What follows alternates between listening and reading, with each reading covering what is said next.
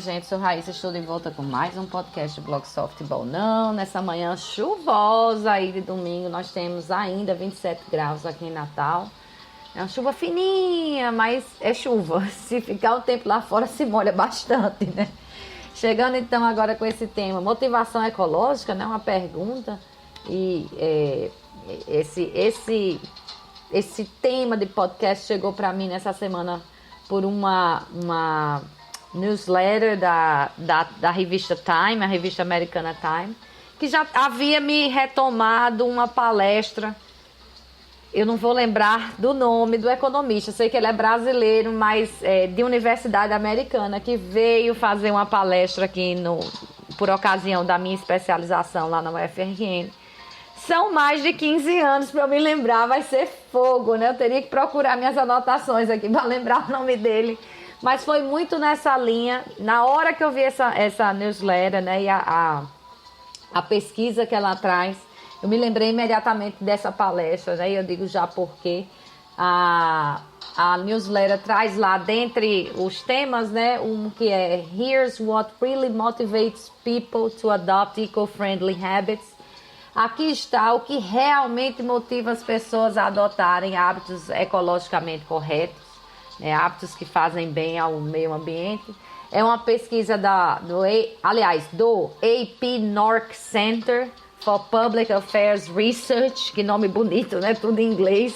Mas é o centro chamado AP NORC para pesquisa de assuntos públicos, né? E o gráfico apresentado lá é de Emily Barone.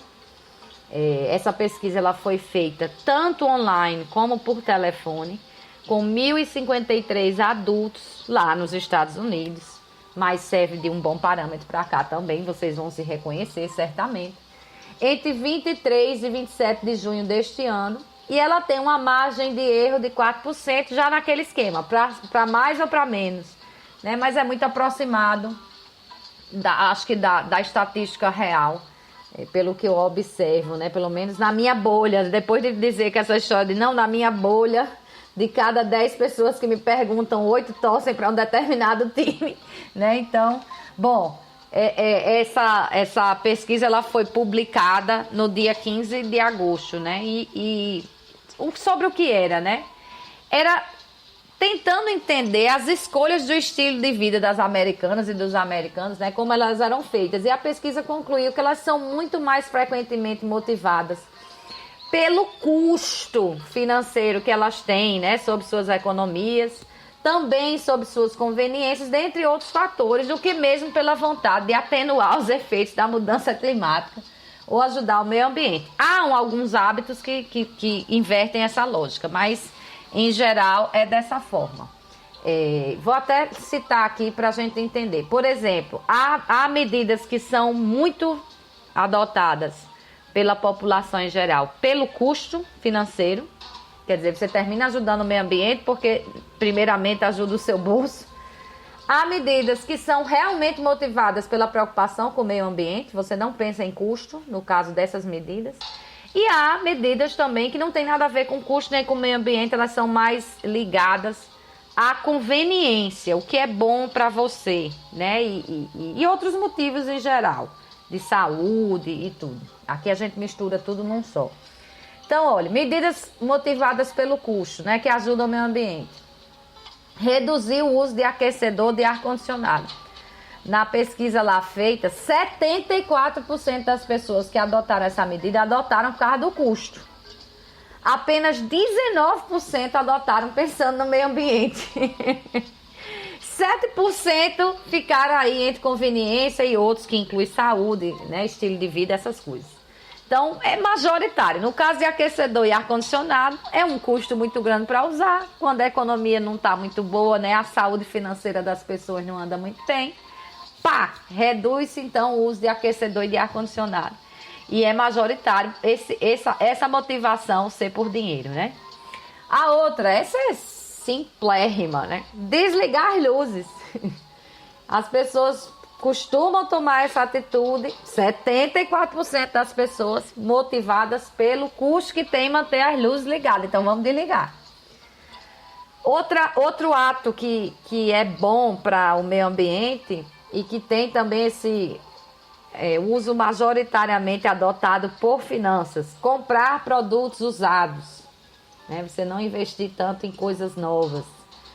Outro, isso ainda é 74%. Reduzir o uso do carro, motivado tanto pelos custos do carro em geral, como do custo do combustível, né? O custo do carro em geral, você bota aí até custo de estacionamento, que não anda fácil para ninguém também. 61% então das pessoas que reduziram o uso do carro fizeram isso por motivos financeiros, não pelo meio ambiente.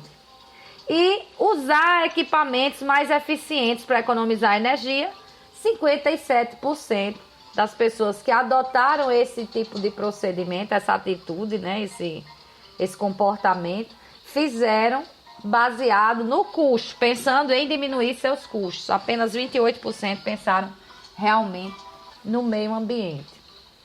É ruim que seja assim? Não.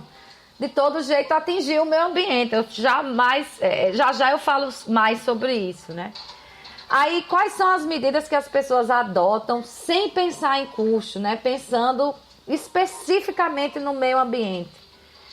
Essa, certamente, as pessoas vão se identificar. Reduzir o uso de plástico e papel, né? 68% das pessoas que decidiram que não vão mais usar tantas sacolas plásticas, que não vão mais usar papel, vão mandar por meios digitais, etc., pensam no meio ambiente, não pensam no custo. Há ainda 18% das pessoas que pensam em custo nesse caso, mas 68%, isso é majoritário, elas estão preocupadas com o meio ambiente. Quem faz aquela como seria, compostação, né? Acho que é isso, dos restos de comida, 56% faz pensando em meio ambiente, ninguém pensa em custo, né? Que você transforma ali aqueles restos de comida, o lixo orgânico, num adubo muito eficiente, inclusive, né? Um fertilizante. E tem um processo até, assim, parece difícil, mas como é fácil de você implantar em casa, não deve ser difícil, né? E você consegue montar, então, um adubo legal. E usar energias renováveis, né? Procurar aqueles fornecedores. Isso aqui é mais nos Estados Unidos. A gente não tem muito ainda aqui no Brasil. O que tem aqui no Brasil é que você pode instalar energia solar na sua casa e deixar de usar energia elétrica, ou você fornece, você passa a ser uma usina de energia solar, fornecendo energia para a Cosern, que é a distribuidora daqui. Eu acho que aqui no Brasil, pelo menos, eu acho que se faz muito isso, pensando ainda nos custos, né? Porque no fim da calculadora lá, para quem consome muito, porque é um custo ainda alto, infelizmente, você instalar energia solar, mas que se paga ao longo dos anos com sobra. E você ainda está fazendo isso pelo meio ambiente. Mas nos Estados Unidos você tem como escolher ali alguns fornecedores, então busca a de energia renovável em vez de ser energia fóssil, né? Queima de carvão, etc. 43% fazem isso, então, pensando no meio ambiente. Apenas 28% fazem pensando no custo. Isso para a banda de lá. Esse talvez seja o único dado que não faz muito sentido aqui. E existe também aquelas atitudes, aqueles hábitos que são adotados por conveniência, por saúde e por outros. E que também tem um bom impacto positivo no meio ambiente. Que é reduzir o consumo de carne em geral, não só carne vermelha. 39% das pessoas que responderam lá, aqui eu digo que há um empate técnico, porque elas reduzem baseados na saúde, normalmente é saúde, há uma moda também, mas é pensando na saúde. E agora 37% também reduzem esse consumo pensando no custo, porque está caro demais, então, mas majoritariamente ainda, pelo menos pela tendência da pesquisa, que nem seja meio ambiente e nem seja custo, e sim pela conveniência por outros motivos, né?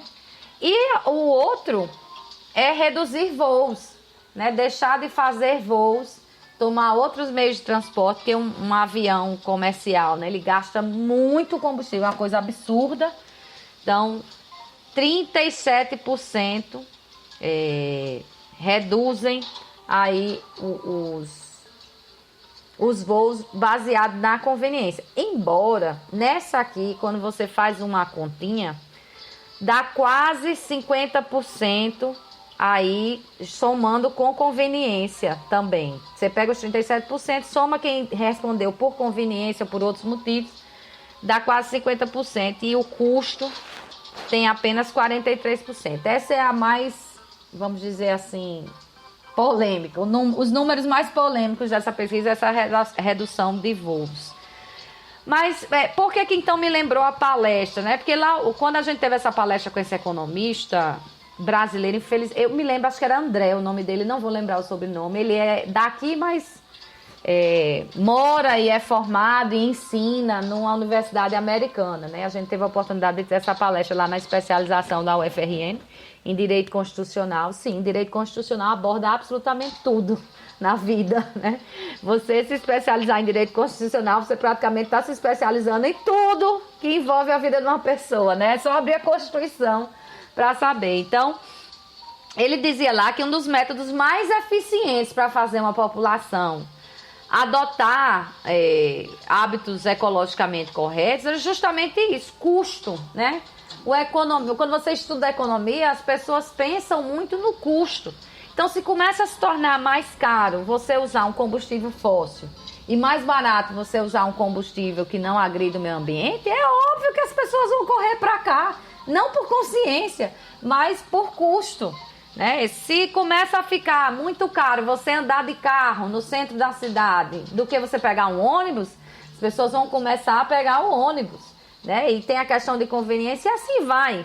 E essa tem sido a lógica de muitos governos para implantar, por exemplo, ciclovias nas cidades, implantar pedágio para você pagar para circular determinado dia, que é para, enfim, incentivar o meio ambiente, o cuidado com o meio ambiente, ver se a gente consegue reverter essa tendência tão horrorosa que todo dia, quando a gente abre o jornal do mundo, aqui no Brasil, no mundo, em qualquer lugar, tem uma notícia falando de uma cidade que está em dificuldade porque o incêndio, né, a temperatura muito alta, tá tudo muito seco, incendiou tudo, o povo está fugindo, ou porque não tem água, porque a água está contaminada por poluição. É uma situação horrorosa que a gente tem visto diariamente e que não é nem motivado mais por guerra, como era antigamente, né? Agora as pessoas estão saindo das cidades porque não tem mais condição de viver nelas, por poluição, por falta d'água, por temperatura muito elevada. E essas mudanças, os cientistas majoritariamente já comprovaram, a maior parte dos cientistas, né, já comprovaram que tem o dedo, não é nem o dedo, tem a mão toda, o corpo todo do ser humano, provocando essa elevação global de temperatura. É um aquecimento global, mas já deixaram de usar esse termo, porque infelizmente, olha, se tem gente que diz que a Terra é plana, depois de tanta gente comprovando, e as imagens comprovando também que a Terra é redonda. Mas imagine você dizer a alguém que aquecimento global causa essas chuvas intensas, que chove o que era para chover num ano, num mês, ou o que era para chover num mês, num dia só, em poucas horas. Aí o povo tá, não era aquecimento, como é que tá frio? Né? Por que tem essa nevasca? Pronto, é difícil que a pessoa compreenda que o aquecimento global, ele provoca eventos mais extremos em menos tempo, principalmente os de frio. Os de calor não, ficam extremos e sobrando aí o ano todo. Mas quando chega frio, ele fica muito extremo e em pouco tempo ele acontece ali pressionando a saúde das pessoas e até a questão da vida, as enchentes, por exemplo. Nós vivemos períodos horrorosos aqui em Natal, só para falar de Natal, nesse último inverno, que está se recusando a ir embora, inclusive. Mas, bom, é isso, né? Então, eu acho que a gente tem que começar a olhar para esse outro lado. A gente tenta conscientizar, trocar lá a sacola plástica pela sacola renovável e tudo, diminuir o uso de papel, mas se não está conseguindo pela conscientização, o custo toma o seu papel, né? E consegue fazer, ainda que os governos nem atuem diretamente para aumentar o custo do que é fóssil, né? Do que prejudica o meio ambiente e baixar o custo do que é bom. Termina que o mercado vai se regulando nesse sentido, mas que os governos precisam agir, precisam. Espero que vocês tenham gostado do tema de hoje. Bom domingo aí com essa chuvinha caindo para todo mundo. E acho que até sábado, né? Sábado eu imagino que vai ser o dia desses podcasts. Até lá.